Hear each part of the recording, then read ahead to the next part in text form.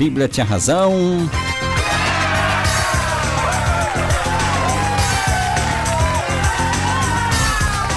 Uau!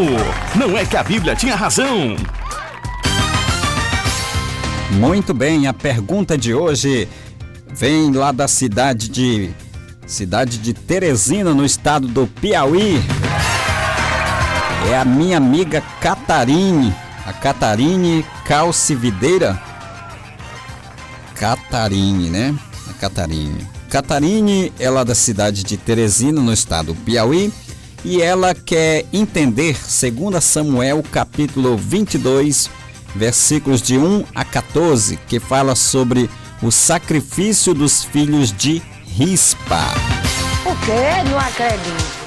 Pastor Samuel, como entender 2 Samuel capítulo 22, versículo de 1 a 14, que fala sobre o sacrifício dos filhos de Rispa? Será que Deus agora também estava recebendo sacrifício humano? Meu Pai do céu. Não acredito. Catarine, vamos responder aqui a pergunta da Catarine. Vamos entender aqui direitinho como é que... deixa eu só baixar aqui esse negócio. Isso. Vamos entender aqui direitinho, Catarine. Catarine. O texto é 2 Samuel, né? Capítulo 22, versículos de 1 a 14. Catarine, para a compreensão desse texto, nós precisamos conhecer os antecedentes históricos de Saul. O quê? Não acredito. Precisamos conhecer os antecedentes históricos dele, porque ele havia violado um juramento, né, feito por Israel. O quê? Não acredito. Ele violou esse juramento feito por Israel diante do Senhor em favor dos Gibeonitas, né? Tá lá em 2 Samuel capítulo 21, versículo de 1 a 2. Então, Josué também 9:16 também fala sobre esse assunto. Portanto, o procedimento, Catarina, o procedimento de Saul contrariava frontalmente as leis de Deus, em especial os textos de Números 30, versículos de 1 e 2 e Deuteronômio 23, 21. Dá uma olhada, dá uma lida lá, Catarina. Leia cuidadosamente esses textos, viu? Números 30, versículo de 1 a 2 e Deuteronômio 23, 21. Então, se você ler cuidadosamente, ali deixa exposto, podemos afirmar que o pedido dos Gibeonitas, em 2 Samuel capítulo 21, versículo 6, estava baseado no juramento feito por Israel. Então, o texto, contudo, diz que Davi perguntou aos Gibeonitas o que deveria fazer, né? Versículo 3 e 4. Então, para a expiação da praga, o que ele deveria fazer para a expiação da praga de fome que se havia instalado em Israel?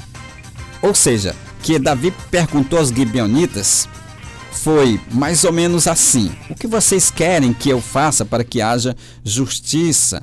Para que haja justiça e seja cancelada a praga que se abateu sobre Israel.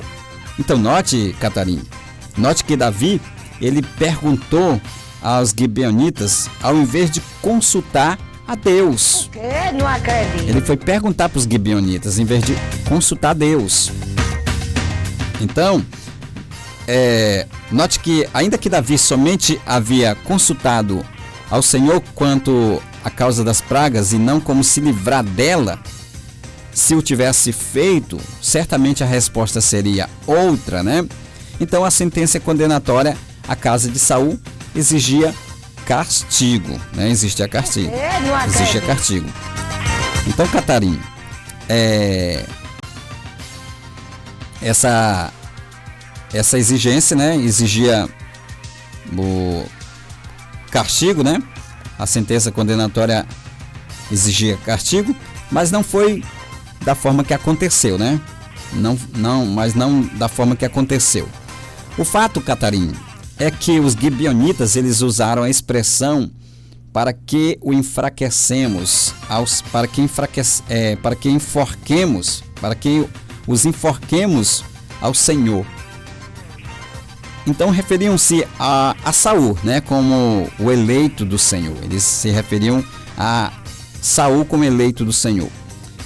A prova que eles haviam assimilado os termos religiosos judaicos, sabendo-se de que eles eram espertos, né?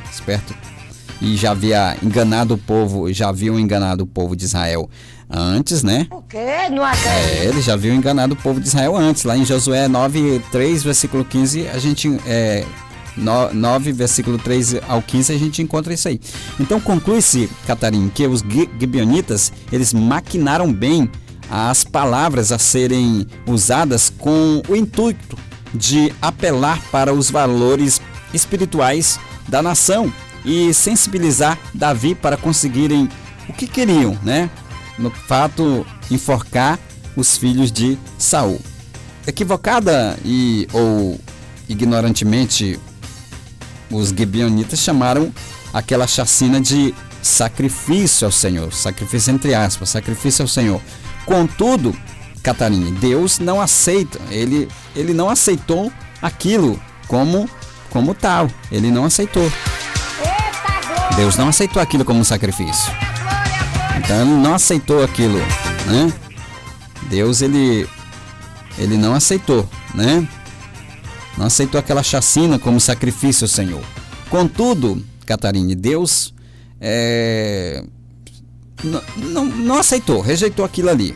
Note que dos dois descendentes de Saul que foram assassinados, 2 Samuel 3:7, estavam implicados na matança dos gibeonitas, juntamente com o seu pai, posto que Deus chama os filhos de Saul de casa sanguinária, né? Deus chama os filhos de Saul de casa sanguinária. Então, assim sendo, conforme a lei, que Números 35, verso 33 e Deuteronômio 24, 16, eles pagaram pelos crimes que cometeram, ao tirar injustamente a vida das pessoas. O problema aqui, Catarina, é que os gibeonitas, eles pediram 7 filhos de Saul, e Davi tomou 2 filhos de Saul, dos que ainda viviam, e 5 netos, né? Os 2 filhos, como vimos, provavelmente tinham implicação na matança, 2 Samuel 21, versículos 8 ao 9. Mas os 5 netos estavam implicados, né? Eles foram colocados na lista só para preencher aquele pedido dos gibeonitas. Viu, Catarina? É só você dar uma olhada em 2 Samuel, capítulo 21, versículo 6. Quanto ao versículo 14, que você citou aqui, dizer que Deus se aplacou para com a terra, isso deve ser ao fato de que, de certa forma, a justiça foi feita pela morte dos 2 filhos que estavam implicados, né? Não pela morte dos 5 netos. E Deus cobrou de Davi por esse erro. Deus cobrou. O quê? Não acredito. Deus cobrou de Davi por esse erro. Eu chamo a atenção aqui, Catarina, dos nossos ouvintes, de você mesmo que fez a pergunta, para o seguinte detalhe. O caso narrado em 2 Samuel, capítulo 21, versículos de 1 ao 14, né? Então, esse caso que foi narrado aconteceu antes da rebelião. Esse caso aconteceu antes da rebelião de Absalão, né? Foi antes da rebelião de Absalão. Apesar desta ter sido registrada só alguns capítulos antes, né? 2 Samuel 15, versículo de 1 ao 19. Lembre-se de que naquela ocasião, Simei, que era da casa de Saul, conforme 2 Samuel 16:5, ele amaldiçoou a Davi, chamando-o de homem de sangue. O quê? Não acredito. Pois é, ele amaldiçoou a Davi, chamando ele de homem de sangue, né? E referiu-se a ele dessa forma, justamente por causa de todo o sangue da casa de Saul, em cujo lugar tens reinado, certo? Então, isto prova, Catarina, que a rebelião de Absalão, além de ter sido reflexo do pecado de Davi, conforme 2 Samuel 11, versículo de 1 ao 27, também foi vista por Simei como um castigo, né? Pelo sangue da casa de Saul, que Davi injustamente permitiu ser derramado, e certamente aí estava incluso o sangue derramado no episódio com os gibeonitas. Apesar de Davi ter compensado um pouco a situação, fazendo uma última homenagem à casa de Saul, conforme 2 Samuel capítulo 21, versículo 12, contudo, mais tarde, Deus não permitiu que ele construísse o templo de Jerusalém. O quê? Não acredito. Deus não permitiu que ele construísse o templo de Jerusalém. Ele disse o porquê que ele não ia construir, né? Derramar-te muito sangue. Primeira Crônicas 28:3. Então, além, deixa claro, do sangue derramado nas guerras legítimas, né? Estava também o sangue injustamente derramado na casa de Saul. Então, finalmente, chama atenção para o fato de que a diferença entre execuções de seres humanos por conta de suas condutas pecaminosas, sendo essas exceções, né?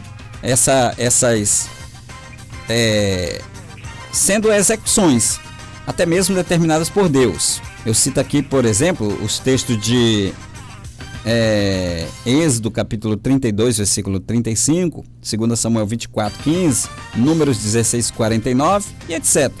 Então, e o sacrifício substitutivo exigido por Deus para a justificação do homem. O caso que discutimos, embora tenha sido apresentado como sacrifício ao Senhor, porque não tinha entendimento do seu significado, só foi perpetrado devido a um erro de quem permitiu aquela matança. Mas Deus não recebeu isso como sacrifício.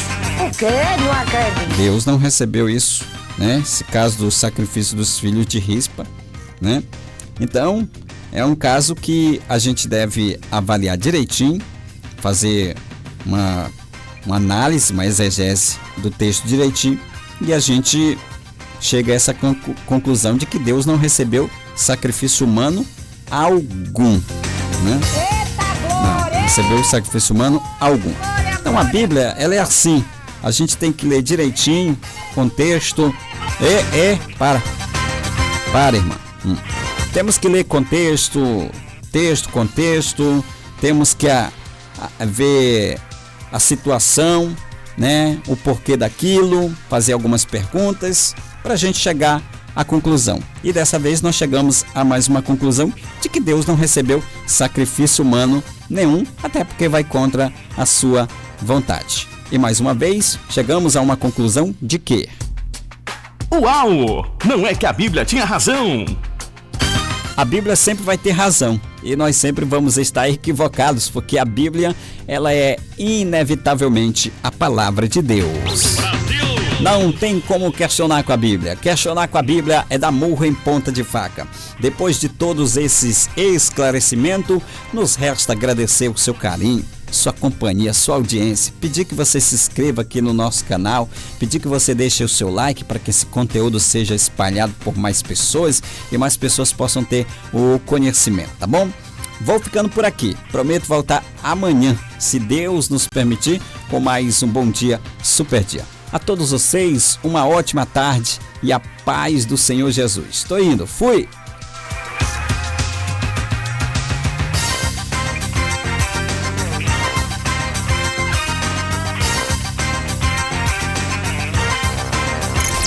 Somos a Renascer HD, Avenida João Alberto 50, Santa Efigênia, São Luís, Maranhão. Renascer HD, a rádio do momento.